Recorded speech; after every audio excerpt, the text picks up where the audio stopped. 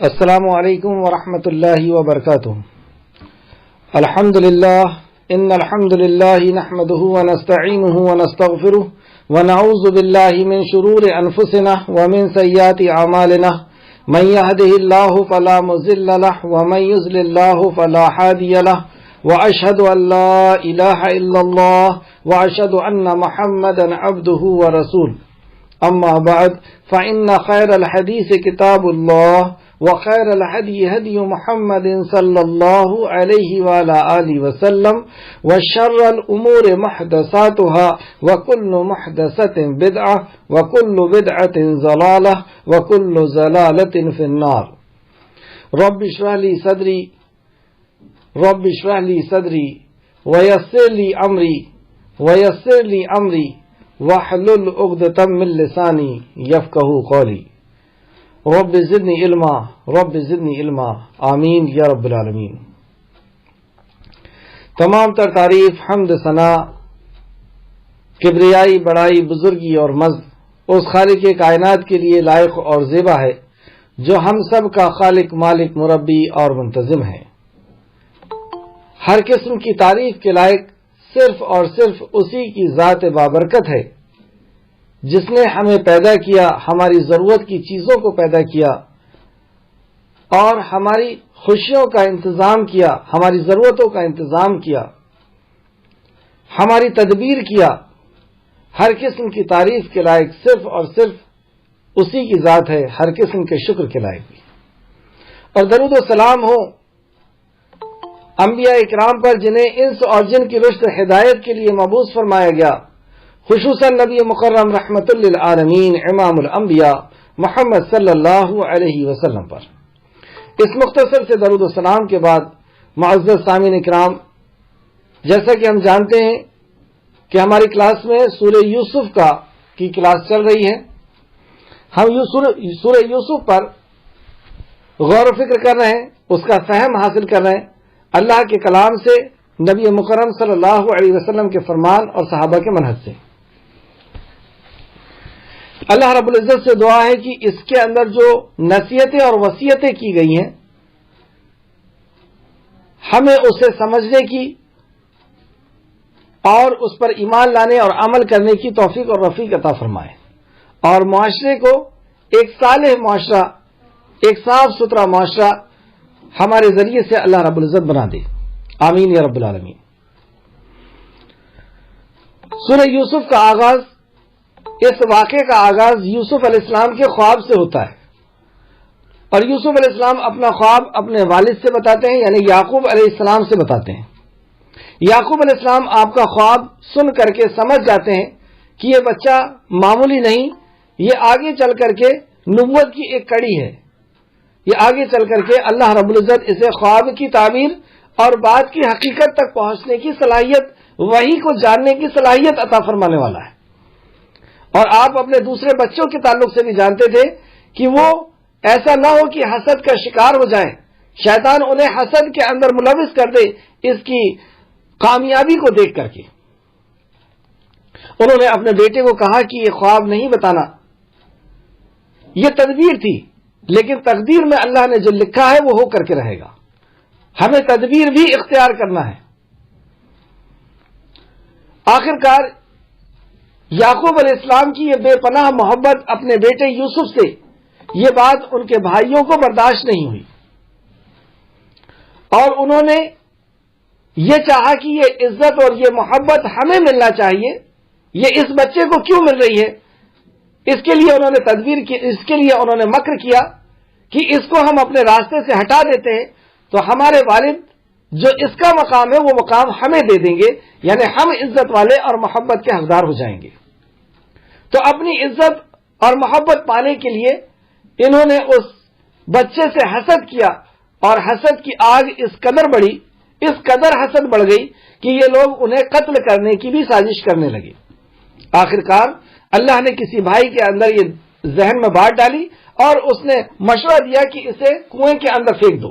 انہوں نے کنویں کے اندر پھینک دیا، اور وہاں سے جب کسی قافلے والے نے نکالا تو چند درہم میں اپنے ہی بھائی کو انہوں نے بیچ دیا، صرف 20 درہم میں۔ اللہ نے فرمایا کہ انہوں نے بہت کم قیمت لگائی، ان کے پاس یوسف کی قیمت نہیں تھی، اس کا مطلب اللہ کے پاس یوسف علیہ السلام کی بہت قیمت تھی، اور اللہ تو جاننے والا تھا یہ بچہ کون ہے، یہ آگے چل کر کے کیا کرنے والا ہے۔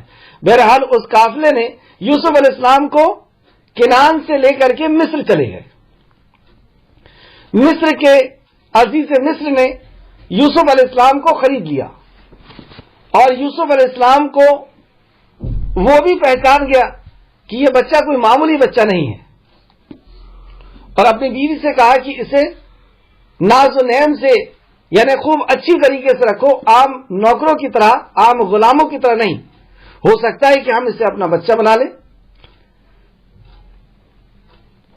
ان کی اخلاص اور نیک نیتی کے بنیاد پر، یوسف علیہ السلام کی اخلاص اور نیک نیتی کے بنیاد پر، حسن سلوک اور نیک عمل کی بنیاد پر اللہ رب العزت نے انہیں دو خوبیاں عطا فرمائی۔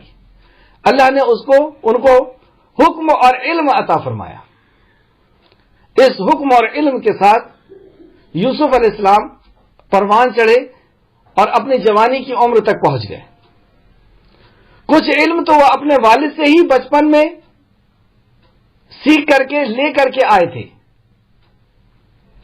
اور ان حادثات کے ذریعے سے اللہ رب العزت نے انہیں کچھ اور سکھایا، اور اصل جو استاد ہوا کرتا ہے وہ حادثے ہی ہوتے ہیں۔ تو اللہ رب العزت اپنے انبیاء کو حادثات کے ذریعے سے سکھایا کرتا ہے، اور جس کو چاہتا ہے اللہ رب العزت حادثوں کے اندر داخل کرتا ہے، اور یہ حادثے کے ملنا یہ ہمارے رب کی طرف سے ہے، اس نے ہماری تقدیر لکھا ہے، تو یہ حادثے ہمارے لیے غلط نہیں ہو سکتے۔ اس کے اندر کیا عبرتیں اور نصیحتیں ہیں وقت گزرنے کے بعد ہمیں پتہ چلتا ہے، اس لیے کوئی حادثہ آئے تو ہمیں گھبرانا نہیں ہے، اللہ کی رضا پہ راضی رہنا ہے، وہ ہمارا رب ہے، وہ ہمارے لیے غلط فیصلہ نہیں کر سکتا۔ یوسف علیہ السلام جوانی کو پہنچ گئے، اور اب ان کے سامنے ایک اور پریشانی آ گئی کہ عزیز مصر کی بیوی ان کو بدکاری کی طرف دعوت دینے لگی، اور اصل میں قرآن جو ہے یہ ہمارے لیے دستور حیات ہے۔ ہم سب کی زندگی کے اندر یہ وقت، یہ موڑ آ سکتا ہے کہ کوئی خاتون ہمیں اس طریقے سے پریشان کرے، اور مردوں کے ساتھ ایسا کم ہوتا ہے، خواتین کے ساتھ، بہنوں کے ساتھ یہ تو آئے دن ہوتا ہے کہ کوئی مرد اسے پریشان کر رہا ہے، اسے بدکاری کی دعوت دے رہا ہے، اسے بے حیائی کی دعوت دے رہا ہے۔ تو ہم ایسے وقت میں کیا کریں؟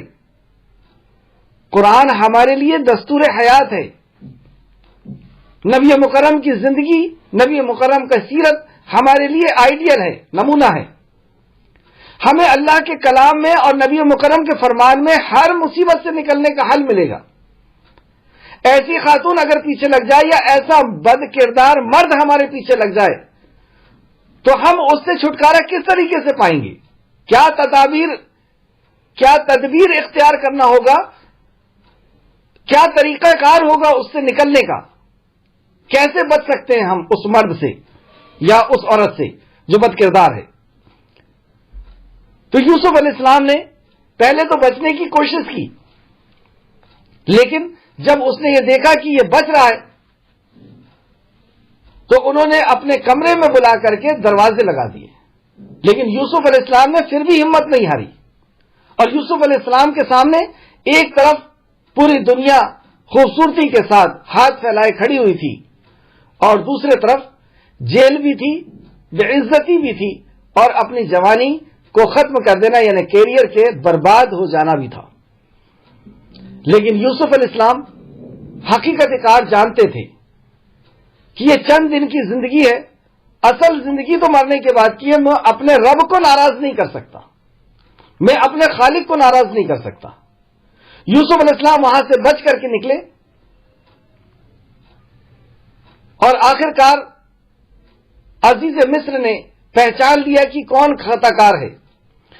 اس نے اپنی بیوی کو ڈانٹا اور یوسف علیہ السلام سے کہا کہ اس بات کو چھپا لو، اس بات کو ختم کر دو، یہیں پر جانے دو اس بات کو، یعنی اس کا چرچا ختم کر دو۔ لیکن ایسے جو جرائم ہوا کرتے ہیں،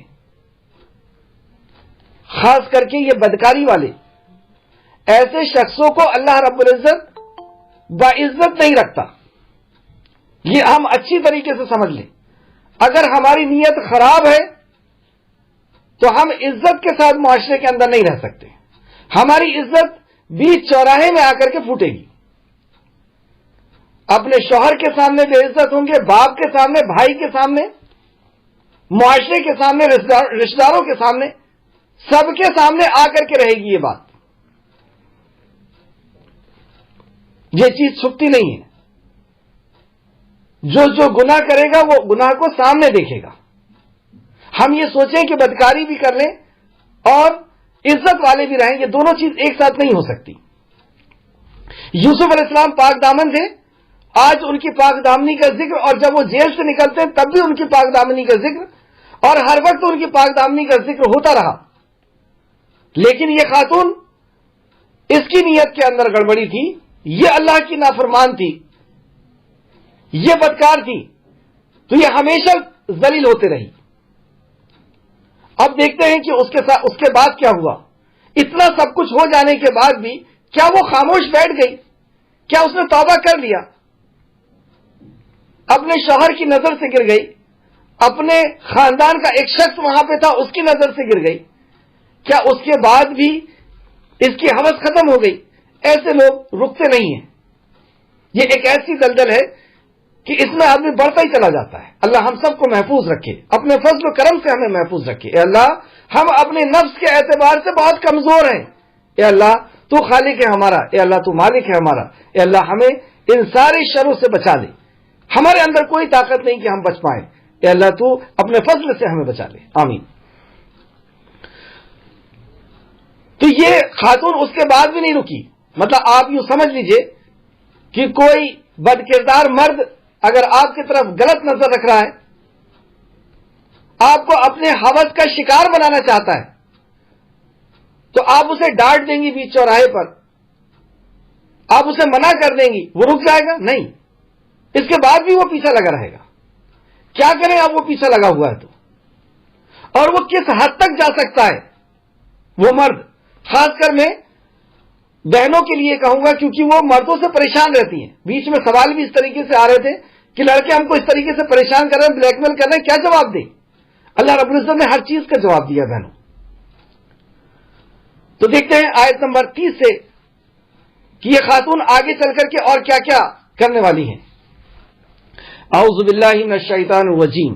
وقال نسوۃ فی المدینۃ امرأۃ، اور شہر میں عورتیں کہنے لگی کہ عزیز مصر کی بیوی اپنے غلام کو اس کے جی سے پھسلاتی ہے. اس کے دل میں محبت گھر کر گئی ہے. اس کے دل میں یوسف کی محبت گھر کر گئی. انداز دیکھیے آپ، عورتیں جب بات کرتی ہیں آپس میں کسی کی حقیقت کو بیان کر رہی ہیں یا کسی کے عیب کو نکالتی ہیں تو کس انداز میں نکالتی ہیں. اس کے اندر تانے بھی ہیں. کیا تانا ہے؟ اور شہر کی عورتیں کہنے لگیں کہ عزیز مصر کی بیوی غلام کو اس کے جی سے پھسلاتی ہے. مطلب اس کو کوئی اور نہیں ملا، غلام ملا. ایک غلام کے ساتھ بدنیت رکھتی ہے یہ. اور یہ عورتیں چھوٹی عورتیں، مطلب یہ مصر کے سرداروں کی عورتیں تھیں. یعنی عزیز مصر کی جو بیوی ہے اس کی لیول کی عورتیں تھیں، ان کے ساتھ میں اٹھنے بیٹھنے والیاں تھیں. لیکن یہ خبر کیا بچ پائی، چھپ پائی؟ عزیز مصر نے تو کہہ دیے تھے کہ یوسف اس بات کو جانے دو، اس کا چرچا نہیں کرنا ہے، اس کو ختم کر دینا یہیں. لیکن کیا بات ختم ہو پائی؟ یہ بات نکل کر کے باہر آ گئی اور معاشرے کا میں بات کرنے کا ایک ذریعہ بن گئی. یہ ہمارے لیے بہت بڑی نصیحت ہے کہ یہ چیز بالکل نہیں چھپ سکتی. بے عزت ہونا ہوگا، بھائی کی نظر میں، شوہر کی نظر میں، باپ کی نظر میں، رشتہ داروں کی نظر میں، ہر کسی کی نظر میں گرنا ہوگا. جب ہم اللہ کے حکم کو چھوڑیں گے اور اللہ کے امر کو، یہ فاحش ہے اصل میں، اور اللہ کے امر کو جب توڑا جاتا ہے تو اللہ عزت بھی چھینتا ہے اور نعمتیں بھی چھینتا ہے. اللہ پھر یہ نہیں دیکھتا کہ یہ کون ہے، کس خاندان سے ہے، کس نبی کی امت ہے. آدم علیہ السلام سے خطا ہو گئی جبکہ ان کے تقدیر میں تھی. اللہ نے عزت بھی لے لیا، لباس لے لیا اور جنت نعمت بھی لے لیا. اللہ کے حکم کی پھر معافی مانگے، معاف بھی کر دیا. تو اللہ کے حکم کی ہم نافرمانی کریں گے، اس کے امر کی ہم نافرمانی کریں گے، فواحش کو ہم اپنائیں گے تو کیا ہوگا؟ اللہ عزت بھی لے لے گا اور نعمت بھی چھین لے گا. اب اچھے رشتے نہیں آئیں گے، نعمت بھی چلے گئی. اور اگر شادی شدہ ہے تو ان بچوں کی بھی زندگیاں داؤں پہ لگ گئی اور ہماری بھی زندگیاں داؤں پہ لگ گئی. تو یہ خبر جو ہے پورے معاشرے کے اندر پھیل گئی اور بڑے گھر کی عورتیں آپس میں بات کرنے لگیں کہ اسے کوئی اور نہیں ملا، ایک غلام کے پیچھے لگی ہوئی ہے اور اس کی محبت نے تو گھر کر لیا ہے. اس کے دل میں یوسف کی محبت گھر کر لی ہے. بے شک ہم اسے کھلی گمراہی میں دیکھتے ہیں. وہ عورتیں کیا کہتی ہیں؟ ہم تو اسے کھلی گمراہی میں دیکھتے ہیں. غلط عورت ہے وہ. اب یہ بات گھوم پھر کر کے عزیز مصر کی بیوی تک بھی پہنچ گئی. اب پہنچ گئی تو وہ اپنی صفائی کس طریقے سے پیش کرے؟ ابھی بھی توبہ نہیں کر رہی ہے، ابھی بھی اپنے آپ کو صحیح ثابت کرنے میں لگی ہوئی ہے. ایسا بھی ہوتا ہے کئی بار کہ جہاں پہ ہم کو توبہ کرنا چاہیے، رجوع کر لینا چاہیے کہ اللہ ہماری عزت کھوئی ہوئی واپس کر دے، لیکن شیطان اس طریقے سے حاوی ہوتا ہے اکثر و بیشتر کہ آدمی اس کے بعد بھی اپنی صفائی پیش کرتا ہے کہ میں صحیح ہوں. اور دلائل کیسے لے کر کے آتا ہے؟ جیسے یہ لے کے آتی ہے. چنانچہ جب اس عورت نے جب آیت نمبر 31 دیکھتے ہیں. چنانچہ جب اس عورت نے ان کے مکر کی باتیں سنی کہ مارکیٹ میں معاشرے کے اندر ایسی میرے خلاف باتیں چل رہی ہیں، تو اس نے بھی ایک چال چلی. اب اس کے بھی دماغ میں بات آئی ہوگی کہ اچھا تم مجھے غلط کہہ رہے ہو، میں جس بیماری میں ملوث ہوں تم کو بھی میں اسی بیماری میں ملوث کر کے دکھاتی ہوں، تم بھی اسی کا شکار ہو جاؤ گی. ایسا کچھ پلان دماغ میں آیا ہوگا اس کے. کیا کہتی ہے وہ؟ اللہ رب العزت نے کلام کا حصہ بنایا تو اس نے ان کے طرف پیغام بھیجا اور ان کے لیے مسندیں تیار کی. اب پیغام بھیجا کہ آؤ ہمارے یہاں کھانے پہ، پارٹی پہ آؤ، اور مسندیں تیار ہو رہی ہیں، گاؤں تکیے لگ رہے ہیں، یعنی شاہی پارٹی ہوگی، شاہی دعوت ہوگی، ساری سہیلیاں بیٹھی ہوئی ہیں. اب مسندیں، اب دیکھیں لفظ سے ہی سمجھ میں آ رہا ہے، پھر سے آپ آیت پڑھ کر کے دیکھیں تو اس نے ان کے طرف پیغام بھیجا اور ان کے لیے مسندیں تیار کی. اب ان مسندوں میں 4,500 سال پرانا یہ دعوت ہے، یہ پارٹی ہے. اب بڑی بڑی گھر کی عورتیں وہاں پہنچی اور کھانے پینے کے لیے چیزیں رکھی گئی، اور اس میں چاقو بھی ہے، چمچ بھی ہیں. جو آج کی جو اسٹائل ہے کھانے کی، یہ آج کی نہیں ہے، یہ 4,000 سال پرانی ہے کہ اسے کاٹا جائے گا اور پھر اس کو چبایا جائے گا اور پھر اس کو کھایا جائے گا. اب اس طریقے سے پارٹیاں چلنے لگی. اور اس میں کیا کیا اس نے؟ جب مسندیں لگائیں تو کوئی کھانے کی چیز، دو روایت میں آتا ہے کہ ایک بڑا سا پھل تھا اور ایک چھری رکھ دی گئی کہ اس سے کاٹ کر کے اور چمچ سے اس کو لے کر کے اور پھر اس طریقے سے کھانا ہے. دوسری روایت میں آتا ہے کہ کھانا وغیرہ دیا گیا اور جب کھانے سے فارغ ہو گئے تو کچھ پھل وغیرہ دیے گئے، کیونکہ کھانے کے بعد پھل کھائے جاتے ہیں، تو پھل کے ساتھ ساتھ چھریاں دی گئی. بہرحال جو بھی تھا، جیسا بھی تھا، تو کھانا تھا اور چھریاں تھی، کوئی چیز تھی جس کو کاٹ کر کے کھانا تھا. ہاں تو سنیے اب. تو اس نے ان کے طرف پیغام بھیجا اور ان کے لیے مسندیں تیار کی، اور اس نے ان میں سے ہر ایک عورت کو ایک چھری دے دی. اب وہ چھری سے کاٹ رہے ہیں، کھا رہے ہیں، باتیں چل رہی ہیں، ہنسی مذاق بھی چل رہی ہوگی.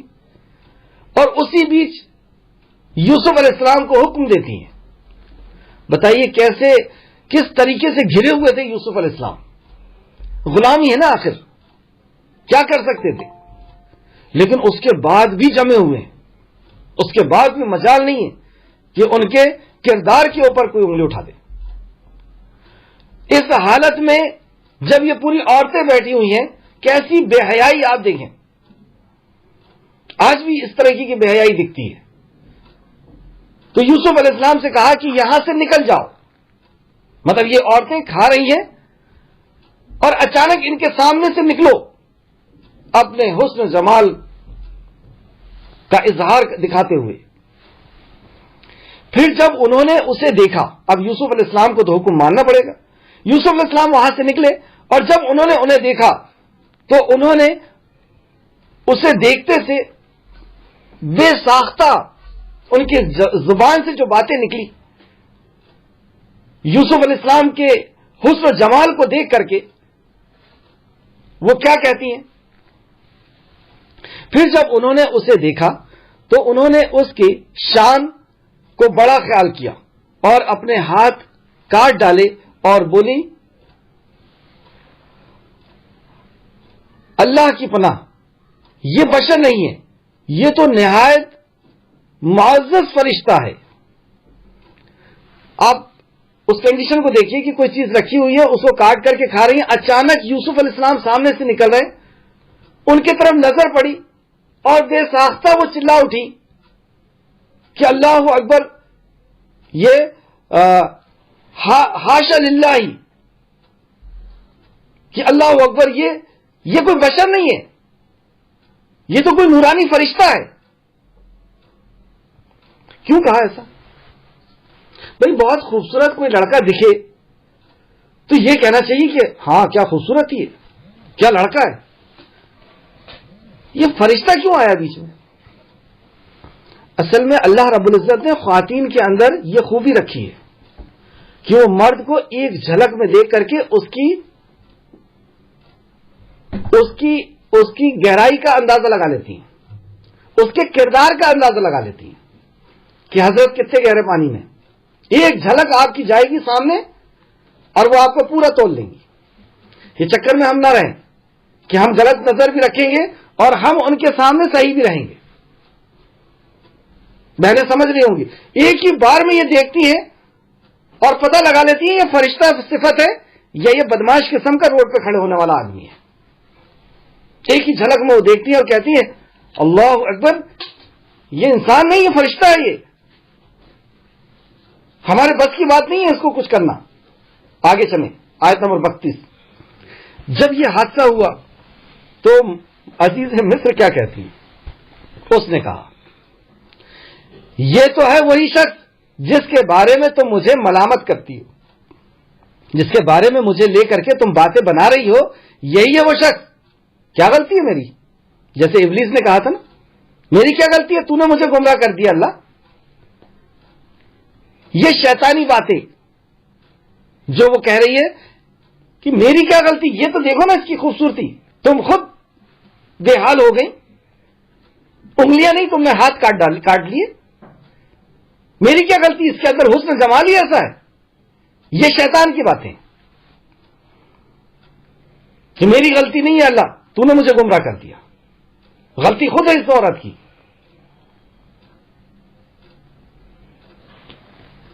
لیکن اپنے آپ کو صفائی پیش کرنے کے لیے کہ میں صحیح ہوں, یہی ایسا ہے کہ ہر کوئی عورت اس کے پیچھے لگے گی, میری کیا غلطی. تو ایک بات تو انہوں نے یہ بتائی عزیز مصر کی بیوی نے, اور دوسری بات کیا بتائی, البتہ تحقیق میں نے ہی اسے اس کے جی سے پھسلایا ہے. بے حیائی کی انتہا دیکھیے آپ, خود بتا رہی ہے اپنی سہیلیوں کے بیچ میں, اور عورتیں لڑکیاں جب اپنے سہیلیوں میں ہوتی ہیں تو ظاہر سی بات ہے سب بات کرتی ہیں, مرد بھی بات کرتے ہیں, تو وہ بتانا, اور یہ سب بے حیائی ہے, یہ کوئی شریعت کی اجازت نہیں دیتی ان سب چیزوں کی کہ ایسی بے حیائی کی باتیں بیچ میں لوگوں کے بیچ میں کی جائے. اس کو کہتے ہیں فاحش کو پھیلانا. تو یہ ان کے بیچ میں کہتی ہے کہ ہاں میں نے ہی اس کو برگلایا ہے, میں نے ہی اس کو اکسایا ہے, میں نے ہی اس کو اپنے فیور میں لینے کی کوشش کی ہے, لیکن اس نے خود کو بچا لیا. اللہ اکبر, خود اپنی زبان سے یہ حضرت یوسف علیہ السلام کو بتاتی ہے کہ وہ پاک دامن ہے. جہاں پہ ان کا حسن و جمال سامنے آ رہا ہے, ان کا حسن سامنے آ رہا ہے, وہیں پہ ان کا کردار بھی سامنے آ رہا ہے, ان کی خوبصورتی کے ساتھ ساتھ ان کی روحانی خوبصورتی بھی بیان کی جا رہی ہے. جہاں جسمانی خوبصورتی وہاں ان کی اخلاقی خوبصورتی بھی بیان کی تھی اس نے, کہ میں نے ہی اس کو پھسلانے کی کوشش کی تھی لیکن یہ بچ گیا. لیکن بچ گیا تو کیا چھوڑ دی میں نے؟ اب دھمکی دیتی ہے، اور اگر اس نے وہ نہ کیا جو میں اس کے حکم دیتی ہوں تو اسے ضرور قید کر دیا جائے گا اور یقیناً بے عزت ہونے والوں میں سے ہوگا۔ یہ دھمکی لڑکے آج کر کے لڑکیوں کو دیتے ہیں، اور یہ تو خیر 4000 سال پرانی چلی آ رہی ہے یہ پرتھا۔ جو بد کردار لڑکے ہوتے ہیں وہ ایسی حرکت کرتی ہیں، اور بد کردار لڑکیاں ہوتی ہیں وہ بھی ایسی حرکت کرتی ہیں کہ میں بدنام کر دوں گی، میں بدنام کر دوں گا اس کو، کوئی شادی نہیں کرے گا، اس کو پریشان ہو کر کے میرے ہی پاس آنا ہوگا۔ تو اس قسم کا یہ آپ کے اوپر چیلنج کر رہی ہیں۔ ایک تو چوری اوپر سے سینہ جوری اسی کو کہتے ہیں، خود غلط ہے، بتا بھی رہی ہیں یہ بات، یہ پاک دامن ہے، لیکن اس کے بعد بھی کہہ رہی ہیں میں اسے چھوڑنے والی نہیں ہوں۔ الفاظ سے دیکھیں، اگر اس نے وہ نہ کیا جو میں اس کے حکم دیتی ہوں تو ضرور قید کے اندر کیا جائے گا، اسے میں قید کروا دوں گی۔ پاور میں ہے، اور یہ تو کیا ہے، وہ غلام ہے۔ کون پوچھنے والا ہے؟ کون ان کے خلاف مقدمہ لڑنے والا ہے؟ کون سی عدالت ہے؟ کچھ نہیں، یہ تو غلام ہے، اور عزیز مصر کی بیوی ہے، اور یقیناً وہ بے عزت ہونے والوں میں سے ہوگا۔ اب یہاں پہ عزت کی بھی فکر آ گئی، یہیں پہ پیر ڈگمگاتے ہیں کہ عزت چلی جائے گی، جانا پڑے گا، سننا پڑے گا، بیٹھنا پڑے گا، بات کرنا ہوگا۔ کیا کریں ایسی سچویشن میں؟ اور یہ تو بہت ہی خطرناک طریقے سے چاروں طرف سے جکڑ چکے ہیں، ایک طرف پوری دنیا اور ایک طرف کچھ بھی نہیں، کیریئر پورا خراب ہو جانا ہے۔ یوسف علیہ السلام نے دو چیزیں کی، کیا کہتے ہیں؟ یوسف علیہ السلام نے کہا اے میرے پروردگار، مجھے قید خانہ اس سے زیادہ پسند ہے جس کے طرف وہ عورتیں مجھے بلاتی ہیں۔ اب یہ ایک نہیں، اب عورتیں لگ گئیں پیچھے۔ آپ کہتے ہیں کہ اللہ مجھے قید خانہ بہتر لگتا ہے اس چیز سے جس کے طرف یہ بلاتی ہیں، مطلب میرا رب ناراض ہو جائے اس سے بہتر یہ ہے کہ میں قید خانے میں چلے جاؤں۔ اس آیت کو ہم اپنے اوپر رکھ کر کے سوچیں کہ ہمیں کیا کرنا ہوگا۔ یہ تدبیر ہے کہ ہم جیل خانے میں چلے جائیں، اس کام سے بہتر ہے۔ تو ہم کیا کریں گے؟ ہم حجاب میں آ جائیں، ہم چار دیواری کے اندر آ جائیں، یہ بہتر ہے اس سے کہ ہم اپنے باپ کا سر نیچے کریں، اپنے شوہر کو بے عزت کروا دیں، اپنے بھائی اور اپنے خاندان کی نظروں میں ہم گر جائیں۔ اس سے بہتر ہے کہ ہم چار دیواری میں آ جائیں اور برقعے میں آ جائیں۔ یا آج کے دور میں جو فساد کی جڑ بنا ہوا ہے موبائل، توڑ دیں اس کو، یا اس کی سم کو بدل دیں۔ لیکن یہ کام آسان نہیں ہے، یہ کام کر پانا کوئی مذاق نہیں ہے۔ اس لیے کہاں سے بات شروع ہوئی؟ اے میرے پروردگار، اے میرے رب، مجھے قید خانے میں ڈال دے۔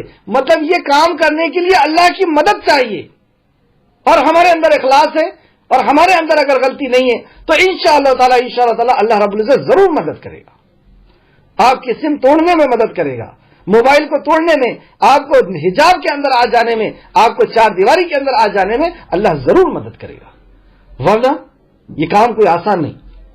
تو کیا کہا یوسف علیہ السلام نے؟ یوسف علیہ السلام نے کہا اے میرے رب، مجھے قید خانہ اس سے زیادہ پسند ہے جس کے طرف وہ عورتیں مجھے بلاتی ہیں، اور اگر تو نے ان کے مکر سے مجھے دور نہ کیا تو میں ان کے طرف مائل ہو جاؤں گا۔ سبحان اللہ، کیا انداز ہے! اپنا پورا غرور اتار کر کے خالق کائنات کی چوکھٹ میں ڈال دیے۔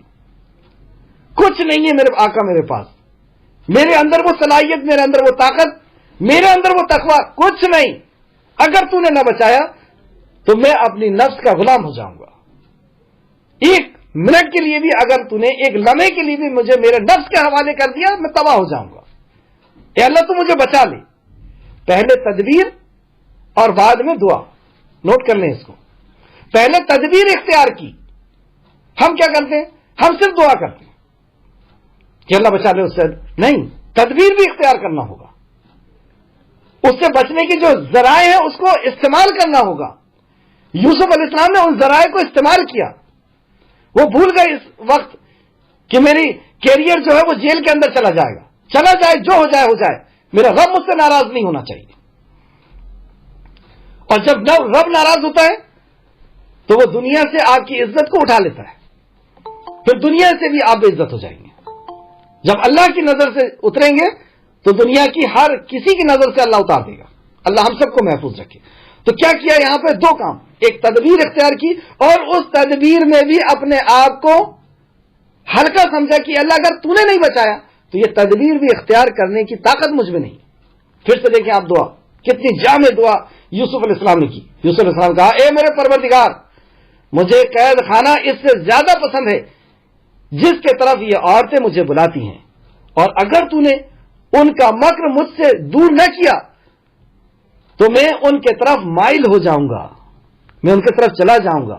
اے اللہ تو نے مجھے بنایا ہے۔ ہم ایسی دعا کریں، ہمارے نفس کو مطلب ہم اپنے نفس کو کنٹرول کر پائیں، یہ تیری مدد کے بغیر ناممکن ہے۔ اپنا میں ختم کرنا ہوگا ہم کو کہ میں تو بہت متقی ہوں، میں تو بہت علم والا ہوں، میں تو ایسی بچ جاؤں گا۔ کچھ نہیں بچ سکتے۔ اللہ رب العزت کے اور تدبیر اختیار کریں۔ اور اب آگے کیا بولتے ہیں؟ آخری جملہ دیکھیں آیت نمبر 33 کا، میں اپنے کیا ظلم میں ہو جاؤں گا اور میں جاہلوں میں سے ہو جاؤں گا۔ من الجاہلین، جاہل کیوں ہو جائیں گے؟ اگر اس برائی میں ملوث ہو گئے تو جاہل کیوں ہو جائیں گے؟ علم تو اپنی جگہ وہ تو رہے گا، قرآن کی چند صورتیں یاد ہیں، احادیث یاد ہیں، بہت سارا علم ہے، بیان کرنے کی صلاحیت ہے، وہ سب تو رہے گا۔ پھر یہ جاہل کیوں کہہ رہے ہیں؟ اصل میں جاہل وہی ہوتا ہے جس کے پاس علم ہو اور عمل نہ۔ ابو جہل جاہلوں کا باپ کیوں تھا؟ وہ کیا اس کے پاس علم نہیں تھا؟ نبی مکرم صلی اللہ علیہ وسلم کی زبان مبارک سے قرآن سنتا تھا، آپ کی زبان مبارک سے احادیث سنتا تھا، صحابہ کی زندگی اس کے سامنے تھی، کون سا علم نہیں تھا؟ ایک بار نبی کریم صلی اللہ علیہ وسلم سامنے سے گزر رہے ہیں، عتبہ ساتھ میں بیٹھا ہوا پوچھتا ہے، اے ابو جہل بتائیے ان کے بارے میں تیرا کیا خیال ہے؟ کوئی ان کو مجنون کہتا ہے، کوئی دیوانہ کہتا ہے، کوئی شاعر کہتا ہے، تیرا کیا خیال ہے؟ مطلب اسے صرف یہ پوچھا کیا خیال ہے تمہارا؟ ابو جہل پورے جوش میں آ کر کے کہتا، اللہ کی قسم یہ اللہ کا نبی ہے۔ علم تو تھا اس کو، یہی علم تو ہم کو بھی ہے۔ بازو والا کہتا ہے عتبہ پھر تو مان کیوں نہیں لیتا؟ کیا کہتا ابو جہل؟ سرداری چلی جائے گی، نفس کی آزادی چلی جائے گی۔ تو علم ہو اور اس پہ عمل نہ ہو، یہی جہالت ہے۔ تو یوسف علیہ السلام نے کیا کہا کہ اگر میں نے ایسا کر لیا، اگر ان عورتوں کی بات مان لی تو میں تو جاہل ہو جاؤں گا۔ یہ علم اور حکم جو ملا ہے تو ختم، کچھ نہیں بچا۔ یہ ہے عالم اور جاہل میں فرق۔ عالم کون؟ جس کے پاس علم ہو اور عمل ہو، اور جاہل کون؟ جس کے پاس علم ہو اور عمل نہ ہو۔ اللہ ہم سب کو محفوظ رکھے، آمین۔ آیت نمبر 34۔ جب ایسی اخلاص کے ساتھ ہم اپنے رب سے دعا کریں گے اور تدبیر بھی اختیار کریں گے، تدبیر بھی اختیار کریں گے، دعا بھی کریں گے، تو اللہ رب العزت اس کا نتیجہ کیا فرماتا ہے؟ اور یہ سب کے لیے آیت نمبر 34، چنانچہ اس کے رب نے اس کی دعا قبول کر لی، سبحان اللہ، پھر اس نے اس کی ان عورتوں کو کے مکر سے اسے دور کر دیا، بے شک وہی خوب سننے والا خوب جاننے والا ہے۔ اللہ فرماتا ہے چنانچہ اس کے رب نے اس کی دعا قبول کر لی، پھر اس نے اس سے ان عورتوں کا مکر دور کر دیا، بے شک وہ خوب سننے والا خوب جاننے والا ہے۔ اب مکر دور کرنے کی کیا طریقہ کار تھا، اس کو ہم دیکھتے ہیں آیت نمبر 35 میں۔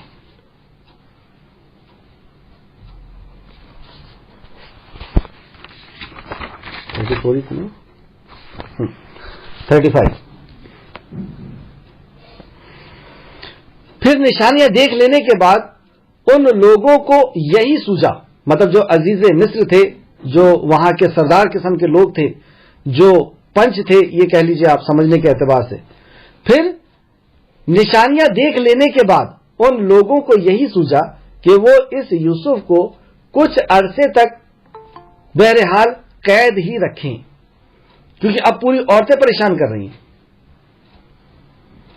تو ان لوگوں نے آپس میں سرداروں نے میٹنگ کی، کیونکہ اللہ رب العزت نے یہ فیصلہ کر لیا تھا، توبہ قبول کر لیا تھا، تو توبہ قبول کیا، تو تدبیر بھی اختیار کرنی ہوگی. تو تدبیر کیا تھی کہ انہیں کچھ ٹائم کے لیے الگ کرنا ہی پڑے گا, اس ماحول میں نہیں رکھ سکتے. تو الگ کرنے کے لیے انہیں جیل پہنچانا ہوگا. ہمارے لیے بھی یہی رہے گا, ہمیں بھی ان سے الگ ہونا ہوگا. وہ دوست جو ہمیں وہاں تک پہنچاتے ہیں ان سے بھی دور ہونا ہوگا. وہ سارے ذرائع جو اس بدکاری تک پہنچاتے ہیں, اس بے حیائی تک پہنچاتے ہیں, وہ سارے ذریعوں کو بند کرنا ہوگا, سب ختم کرنا ہوگا. اب وہ قید میں آ گئے, جیل میں پہنچا. یہ جو بچ جانا ہے ایسی سچویشن میں, ایسے حالات میں اپنے دامن کو بچا لینا ہے, یہ کتنا بڑا اجر ثواب کا کام ہے. اس تعلق سے دیکھتے ہیں 7 قسم کے لوگ ایسے ہوں گے جو اللہ رب العزت کے عرش کے سائے کے نیچے ہوں گے. تو وہ 7 قسم کے لوگ کون ہیں؟ بخاری شریف حدیث نمبر 660, بخاری شریف حدیث نمبر 1434, پھر بخاری شریف میں یہ 3 بار حدیث آئی ہے, 6806 اور مسلم شریف میں 1031. 7 قسم کے انسان ایسے ہیں جن کو اللہ تعالیٰ اس دن اپنے سائے میں جگہ عطا فرمائے گا جس دن اس کے سائے کے سوا کوئی سایہ نہ ہوگا. سب سے پہلا عدل کرنے والا حکمران. ہم بھی اپنے گھر کے حکمران ہیں. عدل اتنا زیادہ اللہ رب العزت کو پسند ہے کہ عرش کے سائے کے نیچے وہ دن جو سوا نیزے پر یا یوں کہہ لیجئے 1 میل کی دور پر سورج ہوگا اور نفسا نفسی کا عالم ہوگا. ہر کوئی ایک دوسرے سے بھاگے گا کہیں وہ مجھ سے نیکی نہ لے لے, اور ہر کوئی پریشان ہوگا. اس ٹائم میں صرف اللہ کے عرش کا سایہ ہوگا. تو کون اس میں سب سے پہلے اللہ کس کو بلائے گا؟ نماز روزہ حج زکات والے کو نہیں, انصاف کرنے والا سب سے پہلا لکھا گیا. عدل کرنے والا حکمران, وہ نوجوان جس نے اللہ کی عبادت میں نشو نما پایا, مطلب اس نے اپنے آپ کو جوان کیا, اللہ رب العزت کی عبادت میں گزارا اس نے اپنی جوانی کو. وہ شخص تیسرا, وہ شخص جس کا دل مسجد میں معلق ہو, جب اس سے نکلے حتیٰ کہ اس میں واپس جائے.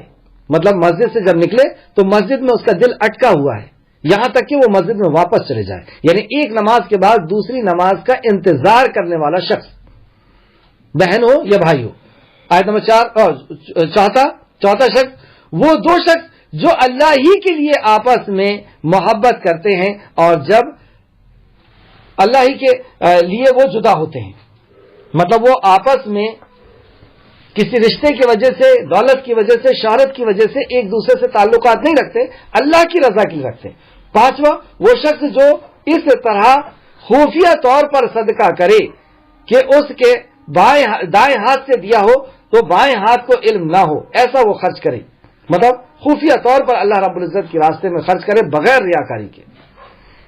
6واں, وہ شخص جسے کسی صاحب منصب و جمال عورت بدکاری کے لیے برائے دعوت دے اور اس نے اسے کہا کہ میں اللہ سے ڈرتا ہوں. کوئی خوبصورت اور پاور والی کوئی خاتون اسے بلائے اور وہ یہ کہہ کر کے وہاں سے بھاگے کہ میں اللہ سے ڈرتا ہوں. بس یہ ایک بار کا عمل اللہ کو اتنا پسند ہے کہ وہ اللہ کے عرش کے سائے کے نیچے آ جائے گا. اور وہ شخص جس نے خلوت میں یعنی اکیلے میں اللہ کو یاد کیا اور اس کی آنکھوں سے اس کی آنکھیں اشک بار ہو گئیں, یعنی اس کی آنکھوں سے آنسو نکل گئے, یہ شخص اللہ رب العزت کے عرش کے سائے کے نیچے ہوگا. اللہ رب العزت یہ 7 صفت کا ہمیں عطا فرما دے, آمین یا رب العالمین. آیت نمبر 36, اور اس کے ساتھ قید خانے. اب یہ جو ہے یوسف علیہ السلام نے طے کر لیا کہ ان عورتوں سے بچنے کا طریقہ یہی ہے. کتنی عورتوں سے کس کس کو کیا کیا جواب دیں, تو بہتر یہی ہے کہ ہم ہی یہاں سے ہٹ جائیں. تو یوسف علیہ السلام نے جو دعا کی تھی اللہ رب العزت نے ایسے حالات بنائے کہ یہ اٹھ کر کے جیل خانے پہنچ گئے. اب جیل کے اندر ایک پاک دامن شخص جس کی کوئی غلطی نہیں, پوری دنیا جان رہی ہے, اور وہ بے عزت ہو کر کے جیل کے اندر پہنچ گئے. کیسی ٹینشن اور فکر کا مرحلہ ہے, کتنی فکر و پریشانی کا. لیکن جو دنیا کی حقیقت کو جان لیتا ہے وہ زندگی کے مقصد کو کبھی نہیں بھولتا۔ آپ ایسے ماحول میں بھی جب جیل کے اندر ہیں تو اپنے مقصد کو نہیں بھولیں۔ دیکھیے کس طریقے سے اپنے مقصد کو یاد رکھتے ہیں اور اس کو یوز کرتے ہیں، اور کیا ہے مقصد وہ بھی دیکھیں گے۔ اور اس کے ساتھ قید خانے میں 2 جوان بھی داخل ہوئے، مطلب ان کے ساتھ اور بھی لوگ جیل میں ہوں گے، تو یہاں پہ 2 لوگوں کا اللہ رب العزت نے ذکر کیا۔ ان میں سے ایک نے کہا بے شک میں خود کو دیکھتا ہوں کہ شراب نچوڑ رہا ہوں، مطلب ایک شخص بتاتا ہے کہ میں نے خواب میں دیکھا ہے کہ میں شراب کو نچوڑ رہا ہوں، اور دوسرا بولا بے شک میں نے خود کو دیکھا ہوا ہے کہ اپنے سروں پر روٹیاں اٹھائے ہوئے ہوں، ان میں سے پرندے کھا رہے ہیں، مطلب میں روٹی لے کر اپنے سر پہ رکھا ہوں اور اس میں سے روٹیوں کو پرندے کھا رہے ہیں، تو ہمیں ان کی تعبیر بتا دو۔ سب سے پہلی بات تو یہ ہے کہ یہ تعبیر ان سے پوچھ کیوں رہے، اور بھی تو لوگ ہیں، کیا وجہ ہے؟ اللہ رب العزت نے اس وجہ بتائی، بے شک ہم تمہیں نیک سمجھتے ہیں، مطلب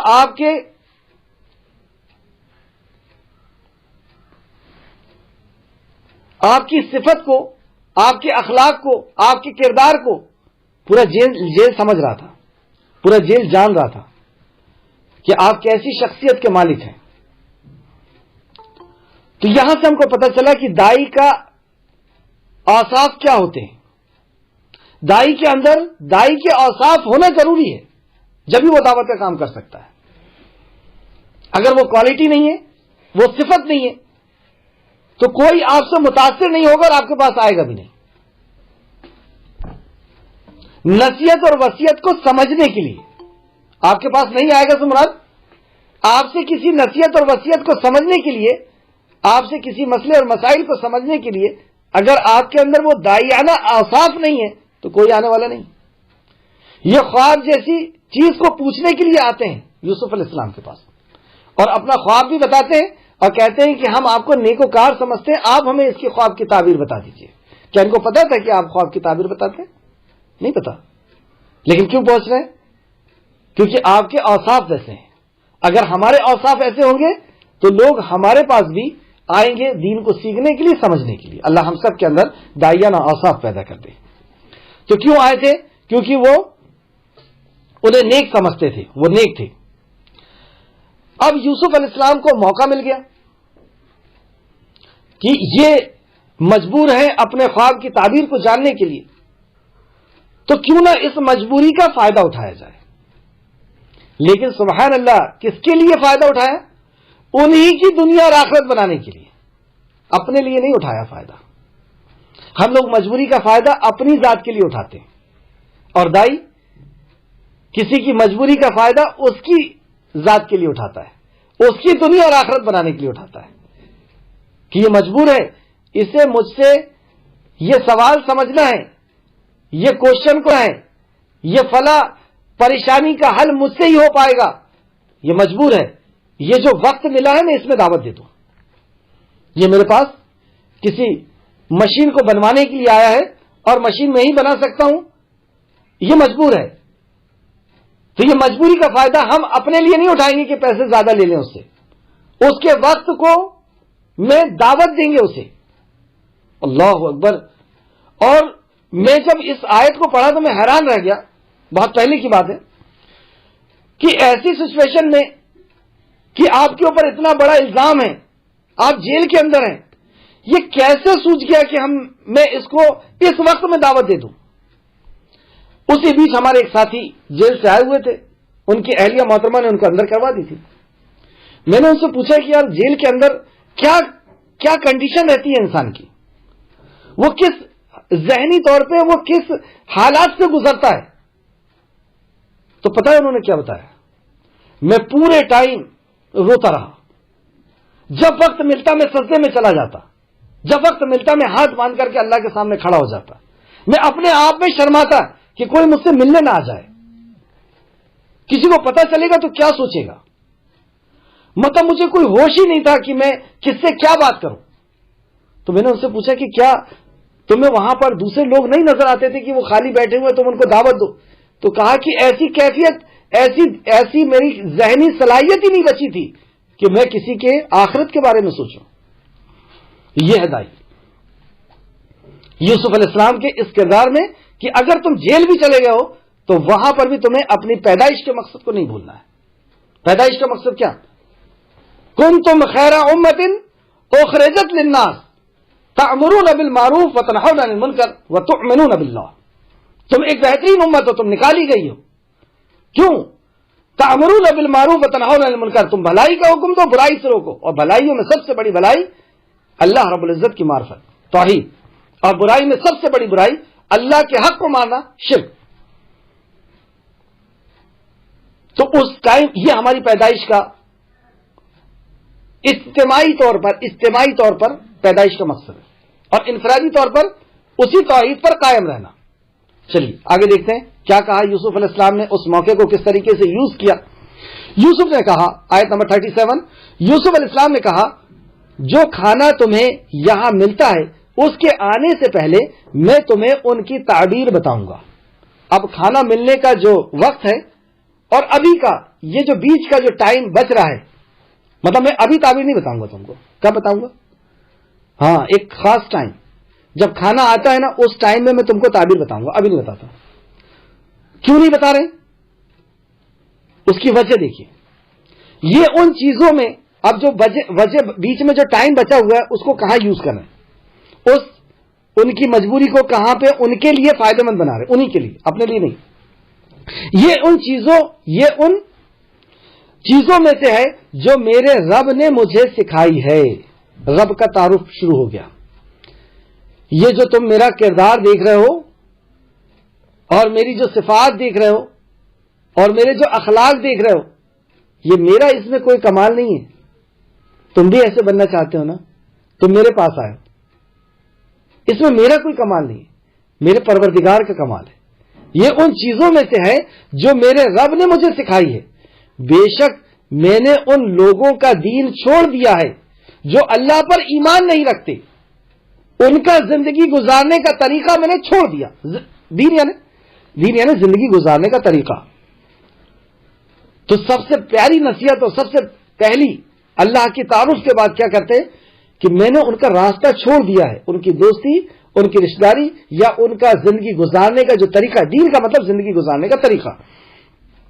تو کیا کہتے ہیں؟ بے شک میں نے ان لوگوں کا دین چھوڑ دیا ہے جو اللہ پر ایمان نہیں لاتے. تو جو ایمان والا نہیں، میں اس کے ساتھ زندگی نہیں گزارتا، یا ان کے زندگی گزارنے کے طریقے پہ زندگی نہیں گزارتا. اور وہ آخرت پر بھی منکر ہے. ایک تو وہ اللہ کا بھی منکر ہے اور آخرت پر بھی منکر ہے. دیکھیے پوری عقیدے کی دعوت ہے. اور میں نے اتباع کی ہے اپنے باپ دادا ابراہیم اور اسحاق اور یعقوب کے دین کی. پورا منہج گن دیے کہ میں زندگی گزارنے کا جو طریقہ ہے اس کو منہج کہتے ہیں. تو میرا منہج کیا ہے؟ جو میرے والد کا تھا، ان کے والد کا تھا، ان کے والد کا تھا، ان کے والد کا تھا، وہ سارے انبیاء. ہم بھی کیا بولتے ہیں؟ ہمارا طریقہ وہی ہے جو محدثین کے ذریعے سے، علماء کے ذریعے سے، اور پھر تابعین اور تبع تابعین اور صحابہ کے ذریعے سے جو صحیح بات ہم تک آئی ہے وہ ہم لیتے. یہی ہمارا دین پہ چلنے کا طریقہ ہے. تو انہوں نے کیا بتایا کہ میں اپنے باپ پر اور اپنے دادا اور پردادا ان کے اوپر میں ایمان لایا ہوں جو سارے کے سارے نبی ہیں. اور ہمارے لیے جائز نہیں، اللہ اکبر، اور ہمارے لیے جائز نہیں کہ ہم اللہ کے ساتھ کسی چیز کو شریک ٹھہرائیں. شرک کی قباحت بھی بتا رہے ہیں کہ ہمارے لیے یہ جائز نہیں ہے، ہمارے لیے حلال نہیں ہے کہ ہم اللہ رب العزت کے ساتھ کسی کو شریک کریں. یہ اللہ کا ہم پر اور سب لوگوں پر فضل ہے. اور لیکن اکثر لوگ شکر ادا نہیں کرتے. لیکن اکثر لوگ شکر ادا نہیں کرتے سے کیا مراد ہے؟ کہ وہ شکر اللہ کا ادا نہیں کرتے، اللہ کی مخلوق کا ادا کرتے ہیں. کہ فلاں نے دے دیا، فلاں کی نگاہیں کرم پہ جی رہے ہیں، فلاں کی وجہ سے ہماری دکانیں چل رہی ہیں، فلاں کی وجہ سے ایسا ہو رہا تھا. اللہ کا شکر ادا نہیں کرتے، وہ کسی اور کا شکر ادا کرتے. یہی شرک ہے. آیت نمبر 39، میرے قید خانے کے دو ساتھیوں، سبحان اللہ، انداز دیکھ رہے ہیں ایک دائی کا کیسا ہوتا ہے. میرے قید خانے کے ساتھیوں، جبکہ قید خانے میں جو ہوتا ہے تو وہ دوسروں کو کیسے بلاتا ہے؟ اے چور ادھر آؤ کیونکہ تم چوری کر کے آئے ہو، ہے نا، اے ڈاکو ادھر آؤ، اے شرابی ادھر آؤ. جو جس جرم میں گیا اس جرم میں کوئی آواز دے کر کے بلائے گا نا. لیکن ایک دائی مدعو کے سارے عیب کو چھپا کر کے جو خوبی اس کے اندر ہوتی ہے اس خوبی کو لے کر کے بات شروع کرتا ہے. تو سارے عیب ان کے چھپا لیے، جبکہ ان کے خواب سن لیے تھے اور تعبیر جان چکے تھے، لیکن اس کے بعد بھی اصل میں انہیں عقیدے کی دعوت دینا تھا. کچھ وقت کے بعد اسے پھانسی ہونے والی ہے، چلا جائے گا اللہ رب العزت کے پاس، شاید کہ یہ میری بات سن لے، ایمان میں آ جائے، اس کی آخرت بن جائے، اور جو دنیا میں جانے والا ہے اس کی دنیا بن جائے. آپ پورے اخلاص کے ساتھ، پوری محبت کے ساتھ اس کو اپنا بھائی بنا کر کے میرے قید خانے کے ساتھیوں کہہ کر کے اور انہیں سمجھا رہے ہیں توحید اور عقیدہ. کیا کہتے ہیں؟ میرے قید خانے کے دو ساتھیوں، بھلا کئی جدا جدا معبود بہتر ہیں یا ایک زبردست اللہ؟ سبحان اللہ. تم خود سوچو کتنے جگہ تم نے آستھا بنا رکھے ہو، اندھ وشواس کی تمہارے پاس کوئی کمی نہیں، پتھر کے اوپر، جانور کے اوپر، مردے کے اوپر، انسان کے اوپر، پیڑ کے اوپر، کئی جدا جدا تم نے اپنے حاجت روا اور مشکل کو سا بنا رکھے ہو. جو اندھ وشواس ہے جس کے اندر کوئی طاقت نہیں، وہ بہتر یا وہ جو ساری کائنات کا خالق مالک اور رازق ہے، وہ جس نے سورج چاند زمین و آسمان انسان جانور اور ہر چیز کو بنایا اور ان کی ضرورت کو پورا کر رہا ہے، وہ بہتر ہے؟ ذرا سوچو تو صحیح کہ ایک مالک بہتر ہے یا کئی مالک بہتر ہے؟ ہاں، ہم کسی دکان میں کام کرنا چاہتے ہو، کئی مالک ہیں، وہاں جانا ٹھیک رہے گا، ایک مالک کے پاس جانا ٹھیک رہے گا. ایک سمجھانے کا طریقہ تھا یہاں. تم اس کے سوا جن کی عبادت کرتے ہو، اب ان معبودوں کی حقیقت کو بیان کر رہے ہیں. لا الہ، کوئی عبادت کے لائق نہیں. تم اس کی سوا جن کی عبادت کرتے ہو وہ تو نام ہی نام ہیں جو خود تم نے اور تمہارے باپ دادا نے رکھ لیے ہیں. کچھ نہیں ہے، یہ صرف نام ہی ہے. حاجت روا یہ صرف نام ہے، حقیقت میں کوئی حاجت روائی نہیں کر سکتا. مشکل کشا یہ صرف نام ہے جو تم نے رکھے ہو، کوئی مشکل کشائی نہیں کر سکتا. داتا، گنج بخش، غریب نواز، یہ سب نام ہی نام ہے.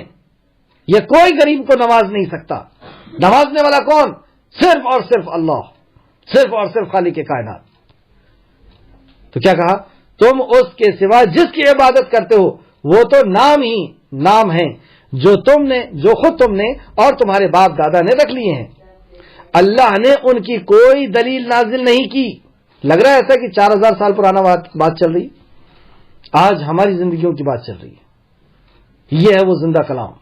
اللہ اکبر، یہ اللہ ہی کا کلام ہو سکتا ہے، بے شک یہ ہمارے رب کا کلام ہے. اللہ نے ان کی کوئی دلیل نازل نہیں کی.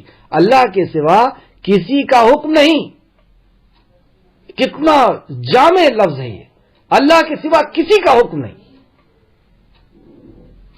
پانی کے اوپر، اولاد کے اوپر، رزق کے اوپر، تمہاری بیماری کو ٹھیک کرنے کے اوپر، تمہیں عزت دینے کے لیے، تمہیں اولاد دینے کے لیے، تمہیں شوہر دینے کے لیے، تمہیں بیوی دینے کے لیے صرف کس کا حکم ہے؟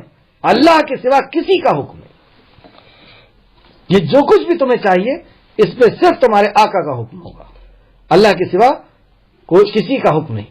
اس نے حکم دیا ہے، اور وہ اللہ جس کا حکم چلتا ہے، جس کے حکم پر تم سانس لیتے ہو، دل دھڑکاتے ہو، جس کے حکم پر تم کھانا کھاتے ہو، جس کے حکم پر تم جیتے ہو، سوتے ہو، مرتے ہو، جس کا حکم تمہاری زندگی میں ایک ایک لمحہ جس کے حکم کے محتاج ہو، اس رب کی بات سنو. اس نے حکم دیا ہے کہ تم صرف اسی کی عبادت کرو.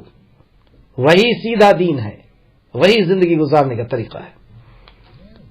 اس نے حکم دیا ہے کہ تم صرف اسی کی عبادت کرو، یہی سیدھا دین ہے. مگر اکثر لوگ علم نہیں رکھتے. اکثر لوگ علم نہیں رکھتے. اس سے ہمیں کیا سبق ملا؟ کہ ہم ان تک علم پہنچائیں. اگر ہم پہنچا دیں گے تو شاید کہ وہ بچ جائے، کیونکہ اللہ نے کہا نا اکثر لوگ علم نہیں رکھتے. اور اسی لیے علم کو پہنچانا یہ نیکیوں میں سب سے اونچا نیکی کا کام، یہ عبادت میں سب سے بڑی عبادت. خیرکم من تعلم القرآن وعلمہ، تم میں بہتر ہو جو قرآن سیکھے اور سکھائے. تو مگر اکثر لوگ علم نہیں رکھتے، تو ہمیں چاہیے کہ ہم ان تک علم پہنچائیں تاکہ وہ سمجھ سکیں. آخر 2 آیت اور دیکھتے ہیں. میرے قید خانے کے 2 ساتھیوں، پھر انداز دیکھیے آپ. اور وہاں پر بھی آپ نے دیکھا موسیٰ علیہ السلام جب اللہ کے دشمن اور اپنے دشمن کی طرف جا رہے تھے، جس کا جہنم میں جانا واجب ہو چکا تھا، فرعون کی طرف، اللہ کیا کہتا ہے؟ اے موسیٰ نرمی سے بات کرنا. اور ہم اس کے پاس جاتے ہیں. یہ کون تھا جس کی طرف فرعون جانے والے تھے؟ جو اپنے تخت پہ بیٹھ کر کے غرور کے ساتھ کہتا تھا الا ربکم الاعلی، کہ میں رب ہوں. انا ربکم الاعلی، میں رب ہوں. اس کے طرف ایسے باغی، ایسے سرکش، ایسے متکبر، جس کا جہنم میں جانا طے ہو چکا ہے، اللہ رب العزت کیا کہتا ہے؟ اے موسیٰ ادب سے بات کرنا، نرمی سے بات کرنا. اور ہم اس کے پاس جاتے ہیں جو اللہ کے سامنے سجدہ کرتا ہے اور سبحان ربی الاعلی کہتا ہے، پاک ہے میرا اعلیٰ پروردگار. لیکن ہم اس سے کیسی اکڑ کر کے بات کرتے ہیں، کتنی سختی کے ساتھ بات کرتے ہیں، جیسے بجلی گر رہی ہو. بھاگے گا، رکے گا ہمارے پاس، ہم سے جڑے گا کہ دور ہوگا؟ ہم کر کیا رہے ہیں؟ دعوت کے نام پر دادا گیری چلا رہے. کیوں مانے گا ہماری بات؟ کیوں سنے گا ہماری بات؟ وہ آج کا دور یہ ہے کہ لوگ اپنے ماں باپ کی بات نہیں سن رہے، آپ کی اور میری کیا سنیں گے؟ تو ہمیں نرمی سے بات کرنا ہے. یہ اللہ کا دین ہے، دین اس کے حساب سے چلے گا، ہمارے حساب سے نہیں چلے گا. ہم کوڑا لے کر کے نہیں چالو ہو سکتے. ہم جن کے سامنے ابھی کھڑے ہیں یہ دین کو جانتے، اللہ کو نہیں جانتے، یہ اللہ کے نبی کو نہیں جانتے، کچھ نہیں جانتے. ان کے سامنے ہم دعوت دے رہے ہیں. ہمارے اندر نرمی ہونا چاہیے. کیا کہتے ہیں جیل خانے کے ساتھی؟ میرے قید خانے کے 2 ساتھیوں، تم دونوں میں سے ایک اپنے. اچھا، اب یہاں پہ یہ خواب کی تعبیر کر رہے ہیں. اب خواب کی تعبیر کا اندازہ بھی سیکھیے آپ یوسف علیہ السلام سے کہ خواب کی تعبیر کا کس طریقے سے کی جاتی ہے. میرے قید خانے کے 2 ساتھیوں، تم دونوں میں سے ایک اپنے مالک کو شراب پلائے گا اور دوسرا سولی دیا جائے گا، مطلب اسے پھانسی دے دی جائے گی، اور اس کے سر میں سے پرندے کھائیں گے. مطلب جب پھانسی دے دیتے ہیں تو پھانسی دے کر کے وہیں چھوڑ دیا جاتا ہے. تو کچھ ٹائم کے بعد اسے پرندے نوچنے لگتے ہیں، گدھ وغیرہ اس کو نوچنے لگتے ہیں، تو تمہارے سر کو نوچ نوچ کر کے پرندے کھائیں گے. ایسا کیوں کہا یوسف علیہ السلام نے؟ جبکہ یوسف علیہ السلام کو تو دونوں خواب الگ الگ پتہ چل گئے تھے کہ اس کا خواب یہ، اس کا خواب یہ ہے.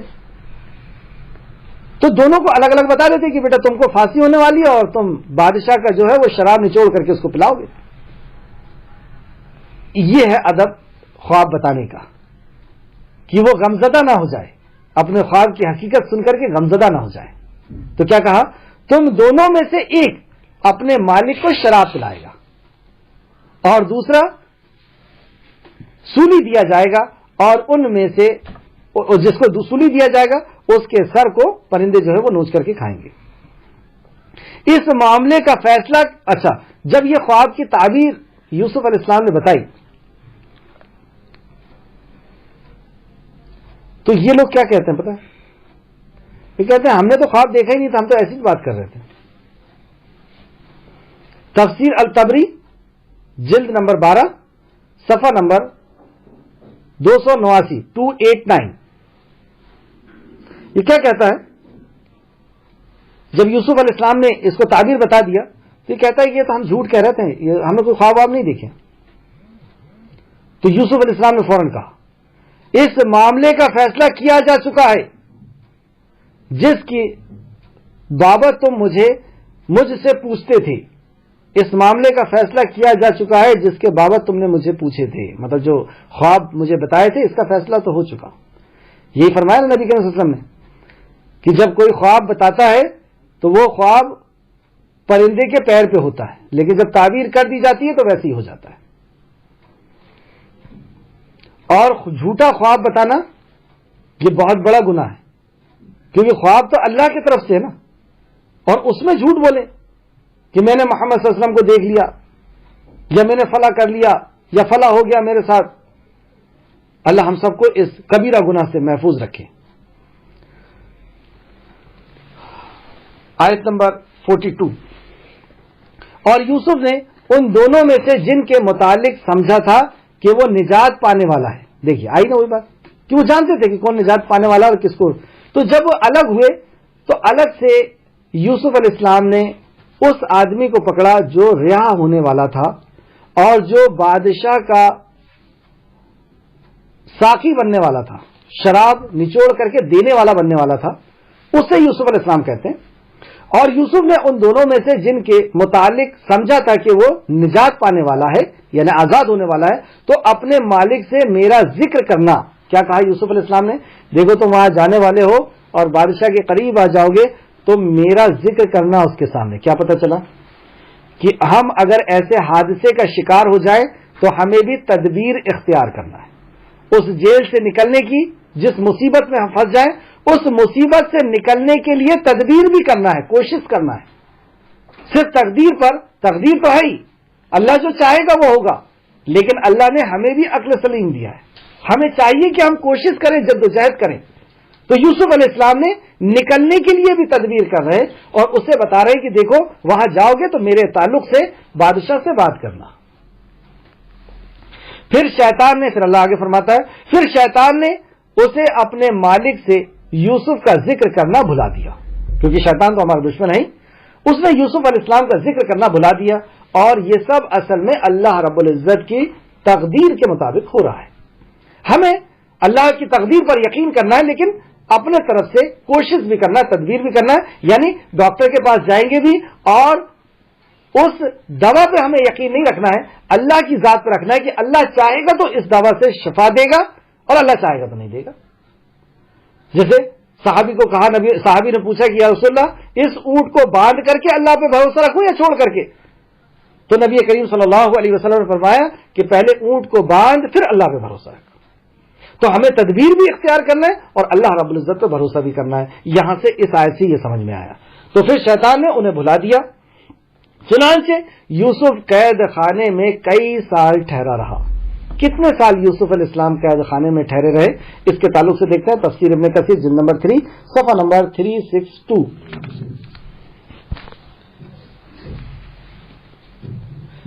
واحد کہتے ہیں کہ حضرت ایوب علیہ السلام 7 برس تک آزمائش میں مبتلا رہے. حضرت ایوب علیہ السلام کون سی آزمائش میں مبتلا تھے؟ ان کے جسم کے اندر اللہ رب العزت نے ایک ایسی بیماری پیدا کر دی تھی, یہ اللہ کی آزمائش تھی کہ اس میں سے جو ہے چھوٹے چھوٹے کیڑے ہو گئے تھے, اور یہ اس آزمائش میں حضرت ایوب علیہ السلام 7 سال رہے. اور پھر آگے فرماتے ہیں حضرت یوسف علیہ السلام 7 سال تک جیل میں رہے. 7 سال تک جیل میں رہے, لیکن اللہ رب العزت کو ناراض نہیں ہونے دیے. کچھ ہو جائے میرا رب مجھ سے ناراض نہیں ہونا چاہیے. تو آج بھی دیکھیں آپ ہی کی یہ شان ہے کہ آپ کے نام پر پوری ایک سورہ اللہ رب العزت نے نازل فرما دی, اور صرف آپ کا تذکرہ سلسلے وار چلا رہا ہے, کوئی دوسرا سلسلہ نہیں. یوسف علیہ السلام کا سلسلہ اور آپ کے مقام و مرتبے کو بتایا جا رہا ہے. تو یہ مقام و مرتبہ کیسے مل جائے گا؟ تو بہرحال آپ نے 7 سال یوسف علیہ السلام جیل میں رہے, اور بخت نصر کو بھی 7 سال تک عذاب دیا گیا. بخت نصر ایک بادشاہ تھا جس نے مسجد یروشلم میں اور مسجد اقصی جہاں پر ہے وہاں پر بھی اس نے حملہ کیا تھا, اور کئی لوگوں کو, کئی انسانیت کے اوپر اس نے ظلم کیا تھا. تو یہ بھی اللہ رب العزت کے عذاب میں ملوث رہا 7 سال تک. آخر میں ایک حدیث اور دیکھیں یوسف علیہ السلام کے حسن کے تعلق سے کہ یوسف علیہ السلام کا حسن کیسا تھا. تو نبی کریم صلی اللہ علیہ وسلم جب معراج میں تشریف لے گئے تو آپ نے یوسف علیہ السلام کو دیکھا, اور نبی کریم صلی اللہ علیہ وسلم فرماتے ہیں کہ اسے نصف حسن دیا گیا. یوسف علیہ السلام کو نصف یعنی آدھا حسن دیا گیا. آخر میں اللہ رب العزت سے دعا ہے کہ جو کچھ بھی ہم نے سنا ہے سمجھا ہے اس میں مزید غور و فکر کرنے اور اس پر عمل کرنے کی توفیق اور رفیق عطا فرمائے. جب تک ہمیں زندہ رکھ اسلام اور اخلاص کے ساتھ عمل کرنے کی توفیق دے, اور جب ہمارا خاتمہ ہو تو ایمان اور اخلاص کے ساتھ ہمارا اس دنیا سے رخصتی ہو.